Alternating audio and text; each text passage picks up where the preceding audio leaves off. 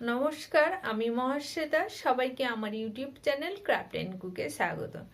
আজকে আমি আপনাদের দেখাতে যাচ্ছি কিভাবে বাড়িতে ঢেঁড়সের কষা রান্না করবেন। আসুন আর দেরি না করে দেখে নেওয়া যাক। আমি আজকে বাগানে চলে এসেছি। বাগান থেকে ঢেঁড়স তুলে নিব। ছোট ছোট ঢেঁড়সগুলো তুলে নিচ্ছি।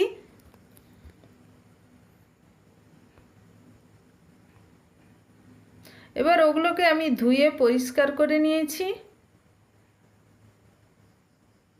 এবার আমি কেটে নিচ্ছি।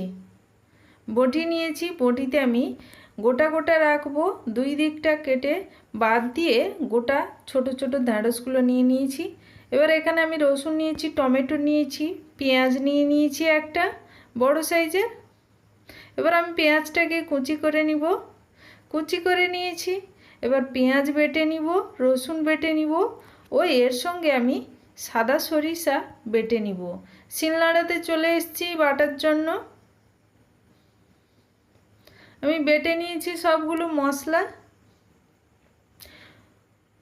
এরপরে আমি আজকে গ্যাসে রান্না করব। গ্যাসে চলে এসেছি, কড়াই বসিয়ে দিয়েছি।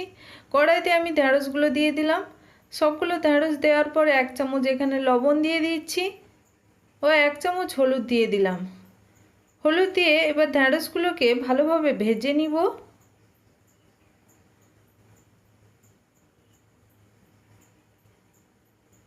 কিছুক্ষণ নাড়াচাড়া করার পর এবার আমি এখানে ঢাকনা দিয়ে রেখে দিব।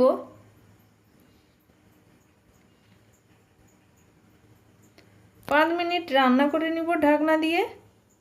5 মিনিট পরে দেখলাম ভাজা হয়ে গেছে। এইভাবে ভাজা হয়ে যাবে যখন, তখন নামিয়ে নেবেন।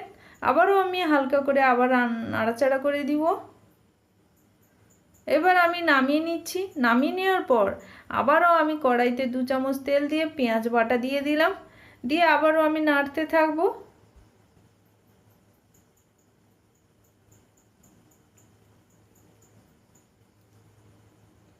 এবার রসুন বাটাটা দিয়ে দিচ্ছি। রসুন বাটা দিয়ে আবারও আমি নাড়িয়ে দিব। এরপরে আমি এখানে হলুদ দিয়ে দিব। এরপরে আমি লবণ দিয়ে দিচ্ছি 1 চামচ। লবণ দিয়ে আবারও আমি মশলাটা নাড়িয়ে নিব।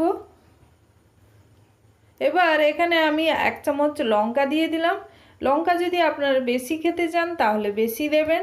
যে যেরকম লঙ্কা খাবেন সেরকম দেবেন। আমি এখানে অল্প লঙ্কা দিয়েছি। এরপরে টমেটো কেটে রেখেছিলাম, টমেটো দিয়ে দিব।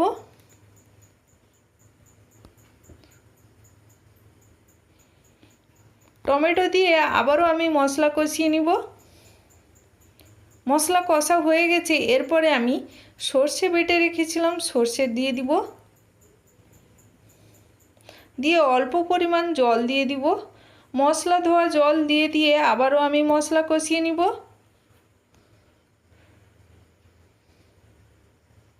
মশলার তেল ছেড়ে দিয়েছে মশলা থেকে। এইভাবে মশলা কষিয়ে নিতে হবে। এরপরে আমি ঢেঁড়সগুলো দিয়ে দিব। দিয়ে আবারও আমি ভালোভাবে ঢেঁড়স আর মশলা একসঙ্গে ভালো করে নাড়িয়ে দিব। আরও আমি 10 মিনিট রান্না করে নিব ভালোভাবে। রান্না হয়ে এসছে। এরপরে আমি একটা প্লেটে নামিয়ে নিয়েছি।